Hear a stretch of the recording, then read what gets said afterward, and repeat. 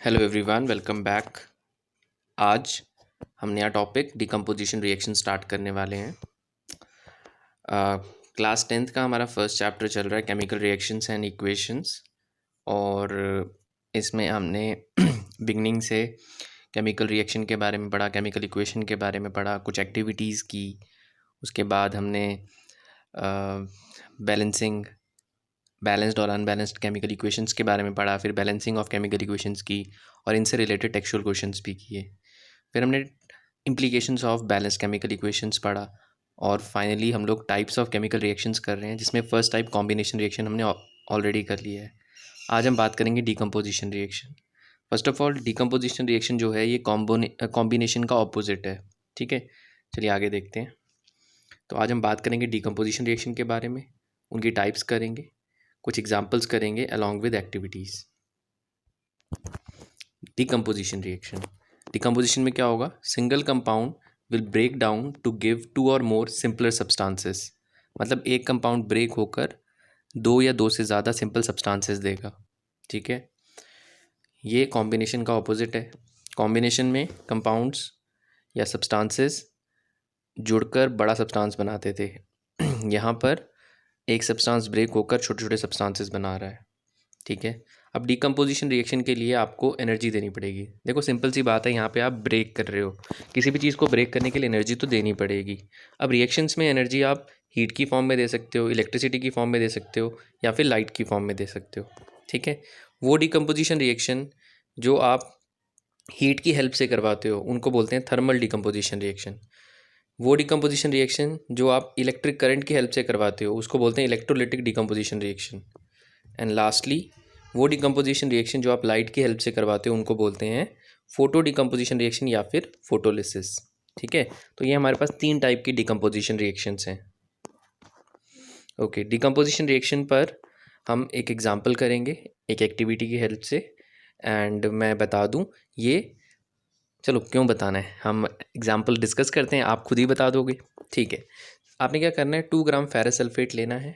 ठीक है, एक ड्राई बॉइलिंग ट्यूब, जो बॉइलिंग ट्यूब होती है वो टेस्ट ट्यूब से थोड़ी सी बड़ी होती है और उसका ग्लास थोड़ा थिक होता है। ठीक है, वो इजीली ब्रेक नहीं होती।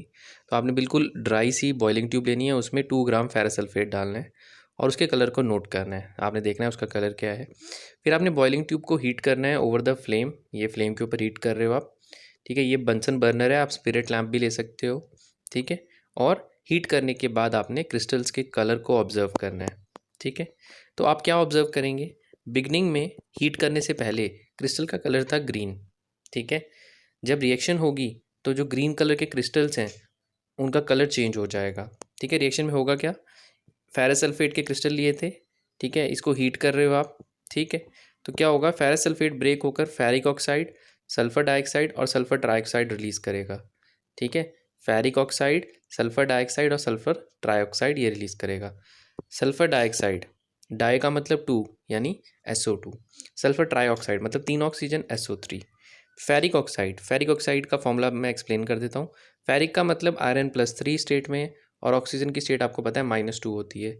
क्रॉस मल्टीप्लाई करोगे Fe2O3, ये इसका फॉर्मूला आ जाएगा। ठीक है, तो आपको ये याद रखना है कि फेरस सल्फेट को जब आप हीट करते हो फेरिक ऑक्साइड बनता है, सल्फर डाइऑक्साइड और सल्फर ट्राइऑक्साइड बनता है। और बाद में आपने जब रिएक्शन को बैलेंस करना है तो आप देखोगे यहाँ 2 लगाना पड़ेगा, तभी रिएक्शन बैलेंस होगी। ठीक है, अच्छा, तो आप देख सकते हैं यहाँ पर एक सिंगल रिएक्टेंट ब्रेक होकर आपको 3 सब्सटेंसेस दे रहा है। ठीक है, तो इसलिए इस रिएक्शन को क्या बोलोगे, डिकम्पोजिशन रिएक्शन। ठीक है, ओके, एक बात और है, जो आपके फेरस सल्फेट क्रिस्टल्स होते हैं वो हाइड्रेटेड फॉर्म में होते हैं। हमने पढ़ा है हाइड्रेटेड सॉल्ट्स, क्लास 9th में थोड़ा सा पढ़ा था, बट चलो फिलहाल के लिए देख लेते हैं। कुछ क्रिस्टल्स ऐसे होते हैं जिनके स्ट्रक्चर में वाटर भी आता है, तो FeSO4 भी वैसा ही है। FeSO4 के साथ 7 वाटर मॉलिक्यूल्स अटैच रहते हैं। ठीक है, तो जब आप इसको हीट करते हो तो पहले सबसे पहले क्या होगा, क्रिस्टल जो हैं क्रिस्टल वाटर लूज़ करेंगे। ठीक है, और फिर फाइनली और ज़्यादा हीट करने पर क्रिस्टल अपना कलर लूज़ कर देंगे और फेरिक ऑक्साइड, सल्फर डाइऑक्साइड और सल्फर ट्राइऑक्साइड रिलीज़ करेंगे। यहाँ पे जो फेरिक ऑक्साइड आप देख सकते हैं ये सॉलिड है, ऐसे लिखा है, और ये दोनों गैसेज हैं। ठीक है, और यहाँ पे एक अजीब सी स्मेल भी आएगी, ऐसे लगेगा बर्निंग सल्फ़र की स्मेल आएगी, अजीब सी स्मेल आएगी बर्निंग सल्फ़र की। ठीक है, एंड फाइनली अब आप बता सकते हैं ये कौन सी टाइप की डिकम्पोजिशन रिएक्शन है। यहाँ पर आपने क्या यूज़ किया है डिकम्पोज करवाने के लिए? हीट। तो ये थर्मल डिकम्पोजिशन रिएक्शन है। ठीक है, बहुत सिंपल है। चलिए नेक्स्ट टाइप देखते हैं। नेक्स्ट टाइप नहीं, नेक्स्ट एक्टिविटी देखते हैं। ओके, अब आपने क्या लेना है इस बार? 2 ग्राम लेड नाइट्रेट पाउडर लेना है बॉइलिंग ट्यूब में ही।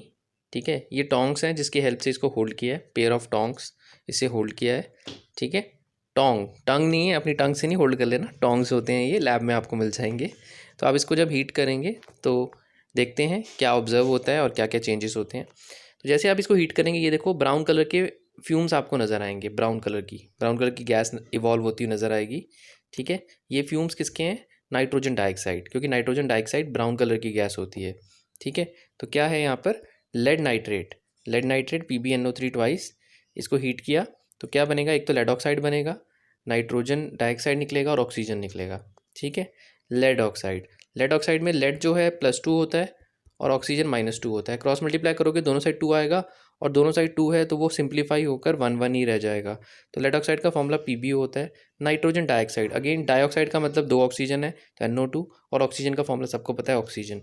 बाद में बैलेंस करने के लिए PbNO3 के साथ 2 लगाया है, PbO के साथ 2 और नाइट्रोजन डाइऑक्साइड के साथ 4 है। तो हमने बैलेंसिंग ऑलरेडी डिस्कस की है, आप इसको खुद ट्राई कर सकते हैं। पहले अनबैलेंस फॉर्म में लिखिए और फिर बैलेंस करके खुद ट्राई करें, आपको समझ आ जाएगा बैलेंसिंग की कैसे है। ठीक है, और जिन्होंने बैलेंसिंग वाली वीडियोस नहीं देखी हैं तो मेरे चैनल में जाकर केमिस्ट्री विद राहुल उसकी प्लेलिस्ट ओपन करें, और प्लेलिस्ट में क्लास 10th केमिस्ट्री वाला फोल्डर ओपन करें, उसमें आपको स्टेप बाय स्टेप आपको लेक्चर्स मिल जाएंगे, तो आप बैलेंसिंग भी देख सकते हैं।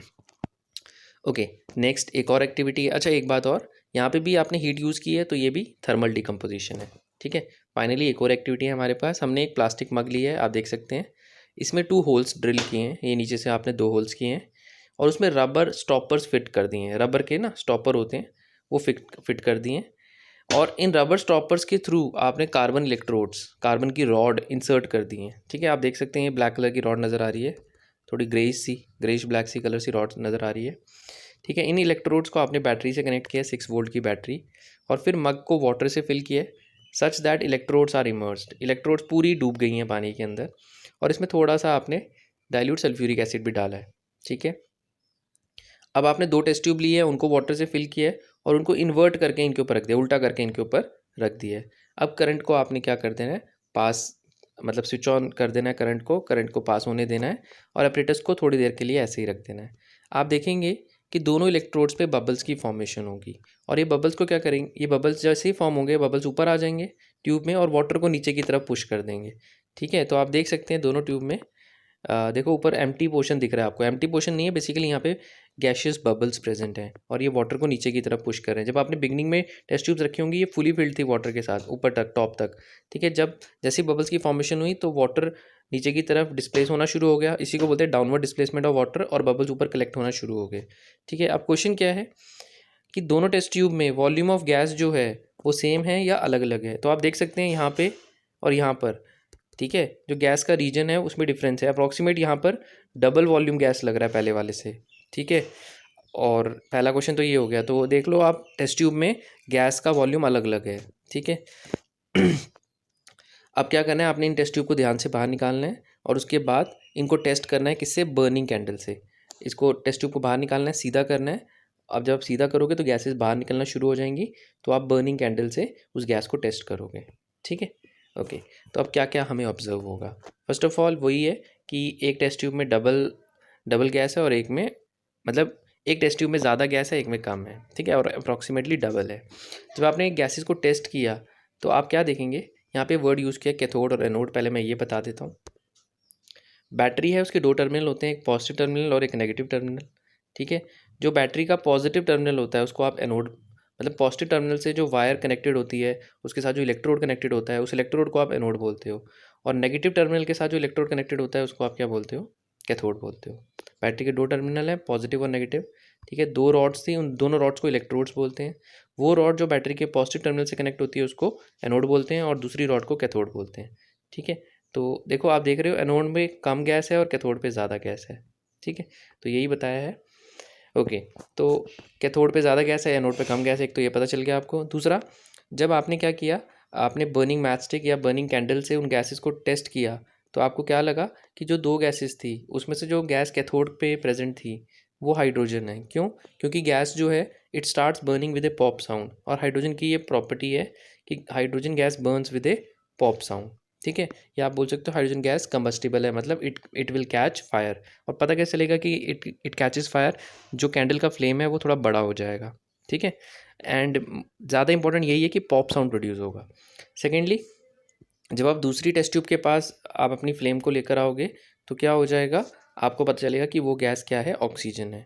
ठीक है, क्योंकि क्या होगा, वहाँ पे भी फ्लेम थोड़ा बड़ा होगा लेकिन पॉप साउंड प्रोड्यूस नहीं होगा। ठीक है, तो यहाँ पता चलेगा कि वो गैस जो है वो कंबशन को सपोर्ट कर रही है। ठीक है, उस फ्लेम को सपोर्ट कर रही है कि वो और ज़्यादा बड़ा हो जाए। ठीक है, लेकिन ये साउंड कोई प्रोड्यूस नहीं कर रही, तो ये ऑक्सीजन हो सकती है। ठीक, ओके। लेट अस सपोज यहाँ पे कार्बन डाइऑक्साइड प्रोड्यूस होती, वैसे तो हो नहीं सकती बट होती, तो वो क्या करती, फ्लेम को बुझाई देती। ठीक है, तो ये है थोड़ा सा। तो आपको पता चल गया कैथोड पे कौन सी गैस थी, हाइड्रोजन, और एनोड पे कौन सी गैस थी, एनोड पे गैस थी ऑक्सीजन। ओके, तो यहाँ से हम रिएक्शन भी निकाल सकते हैं। वाटर जो है वो करंट पास करने पर हाइड्रोजन और ऑक्सीजन में ब्रेक हो गया, और इस इक्वेशन को जब आप बैलेंस करते हो तो आप देखते हो कि हाइड्रोजन 2 आ रहे हैं और ऑक्सीजन 1 आ रहे हैं। इसलिए आपने देखा कि कैथोड पे जो गैस बन रही है वो उसका वॉल्यूम डबल है, और एनोड वाली गैस का वॉल्यूम कैथोड वाली गैस से कम है। ठीक है, यहाँ से वॉल्यूम निकल रहा है, ये 2 टाइम है और ये 1 टाइम है, तो हाइड्रोजन वाली गैस का वॉल्यूम डबल है। इस सीक्वेंस से आपको पता चल जाएगा कि हाइड्रोजन क्यों ज़्यादा अमाउंट में और ऑक्सीजन क्यों ज़्यादा अमाउंट में है, क्योंकि बैलेंस इक्वेशन दिखा रही है कि वाटर के मॉलिक्यूल्स को जब भी आप ब्रेक करोगे हाइड्रोजन ज़्यादा अमाउंट में बनेगा और ऑक्सीजन कम अमाउंट में बनेगा, और ऐसा ही ऑब्जर्व हो रहा है। ठीक है, चलिए अब फटाफट बताइए ये कौन से टाइप की डिकम्पोजिशन रिएक्शन है। ये इलेक्ट्रोलाइटिक डिकम्पोजिशन रिएक्शन है, क्योंकि यहाँ पर इलेक्ट्रिक करंट पास करके आपने डिकम्पोजिशन करवाई है। और हाँ, ये डिकम्पोजिशन है क्यों, क्योंकि वाटर ब्रेक हो रहा है हाइड्रोजन और ऑक्सीजन में। ठीक है, अच्छा एक क्वेश्चन यहाँ और पूछा जा सकता है, आपने यहाँ पे डाइल्यूट सल्फ्यूरिक एसिड डाला था, वो इसलिए डाला था क्योंकि वाटर जो है, वाटर ईजिली जो है ब्रेक नहीं होता, सल्फ्यूरिक एसिड डालना पड़ता है वाटर को आयनाइज करवाने के लिए। ठीक है, ब्रेक करने के लिए। ओके, ये हमारी लास्ट एक्टिविटी है आज की। यहाँ पे क्या करना है, आपने 2 ग्राम सिल्वर क्लोराइड लेना है चाइना डिश में, चाइना डिश।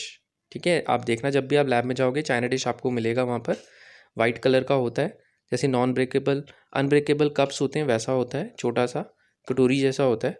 ठीक है, ओके, तो चाइना डिश में आपने क्या रख दिया, सिल्वर क्लोराइड लिख दिया, उसका कलर नोट करना है, और इसको सनलाइट में रख देना है। ठीक है, मतलब विंडो के पास रखा है, मतलब सनलाइट फॉल होगा। ठीक है, उसके बाद आप देखेंगे कि कलर में चेंज आ गया। ठीक, तो ऐसा क्यों हुआ?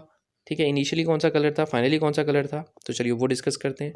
इनिशियली आप देखेंगे कि वाइट कलर का था सिल्वर क्लोराइड, और थोड़ी देर के बाद सनलाइट फॉल करने की वजह से ग्रे कलर का हो जाता है। उसका रीज़न क्या है, ये वाली रिएक्शन हो जाती है, जो सिल्वर क्लोराइड है वो ब्रेक हो जाता है सिल्वर और क्लोरीन में। ठीक है, सिल्वर क्लोराइड सनलाइट की प्रेजेंस में सिल्वर और क्लोरीन में ब्रेक हो सकता है। ठीक है, सिमिलरली सिल्वर ब्रोमाइड भी ब्रेक हो सकता है सिल्वर और क्लोरीन में। सिल्वर क्लोराइड का कलर वाइट था और इसका कलर ग्रे है, इसलिए कलर में चेंज आ गया। ठीक, अच्छा अब आप देख सकते हैं कि सिल्वर मेटल है, उसका हमने मोनोटॉमिक फॉर्म में लिखा है, Ag लिखा है, ऐसे नहीं कि Ag2 लिख दो आप। ठीक है, लेकिन क्लोरीन आपको पता है गैस की फॉर्म में Cl2 की फॉर्म में ही रहता है, Cl अकेला रह नहीं सकता, इसलिए हम Cl2 लिखते हैं। तो जब भी क्लोरीन, नाइट्रोजन, ऑक्सीजन ये लिए जाते हैं, ये हमेशा इनकी मॉलिक्यूलर फॉर्म में लिए जाते हैं, H2N2, Cl2, O2। ठीक है, लेकिन मेटल्स जनरली मोनोटॉमिक फॉर्म में लिए जाते हैं। जनरली क्या, सारे मेटल्स डायटॉमिक फॉर्म में होते ही नहीं है। डायटॉमिक समझ रहे हो, Cl2 2 है ना, इसलिए डायटॉमिक बोला। Ag के साथ कुछ नहीं लगा, मतलब ये मोनोएटॉमिक ही है। ठीक है, तो ये हो गया। अच्छा, ये रिएक्शन जो हैं कहाँ यूज़ होती हैं, ब्लैक एंड वाइट फोटोग्राफी में। ठीक है, अच्छा अब यहाँ पर एक चीज़ आप ऑब्जर्व कर सकते हैं, जितनी भी डिकम्पोजिशन रिएक्शन है वहाँ पे एनर्जी एब्जॉर्ब हो रही है। ठीक है, एनर्जी चाहे हीट की फॉर्म में, चाहे लाइट की फॉर्म में, चाहे इलेक्ट्रिसिटी की फॉर्म में है। ठीक, ऐसी रिएक्शन जहाँ पे एनर्जी एब्जॉर्ब होती है उनको बोलते हैं एंडोथर्मिक रिएक्शन। तो जितनी भी डिकम्पोजिशन रिएक्शन है वो एंडोथर्मिक रिएक्शन है। लेकिन कॉम्बिनेशन रिएक्शन में आपने देखा था एनर्जी रिलीज़ हो रही है। ठीक है, तो वो क्या थी, वो एक्सोथर्मिक रिएक्शन थी, कॉम्बिनेशन रिएक्शन। ठीक है, तो अच्छा हाँ, जो हमने अपना पिछला वीडियो देखा था और ये वाला वीडियो, ये कॉम्बिनेशन रिएक्शन के बेस पे क्वेश्चन है, और ये डिकम्पोजिशन ये तो आज आपने पढ़ा ही है। Why the amount of gas is collected in one of the test tube is double the amount of gas collected in other. तो पता ही है, आपने बैलेंस्ड इक्वेशन से देखा आपने कि 2H2O जब भी ब्रेक होता है इलेक्ट्रिसिटी की प्रेजेंस में तो 2H2 प्लस ऑक्सीजन बनता है, मतलब हाइड्रोजन जो है वो डबल अमाउंट में बनता है एज़ कम्पेयर टू ऑक्सीजन, और ये बैलेंस्ड इक्वेशन से पता चल रहा है, ठीक है। और जो डबल गैस है वो कौन सी है, हाइड्रोजन है, और दूसरी गैस कौन सी, ऑक्सीजन है। तो ये तो ईजी है। ये वाला हमने पिछली वीडियो में डिस्कस किया था। A solution of substance x is used for white washing, name the substance x and right it's formula. Substance x कौन था, कैल्शियम ऑक्साइड, ठीक है, जिसको क्विक लाइम बोलते हो, उसका फॉर्मूला CaO, ठीक है। Right the reaction of substance x named above with water. तो कैल्शियम ऑक्साइड जब वाटर के साथ रिएक्ट कर रहा था, वैसे तो ये आपको खुद करना चाहिए क्योंकि हमने डिस्कस कर लिया है, बट चलो फिर भी करवा देता हूँ। कैल्शियम ऑक्साइड जब वाटर के साथ रिएक्ट कर रहा था, वाटर में डालते थे उसको, तो कैल्शियम हाइड्रोक्साइड बन जाता था, जिसको आप बोलते थे स्लेट लाइम। और इसी स्लेट लाइम को हम क्या करते थे, वॉल्स पे अप्लाई करते थे।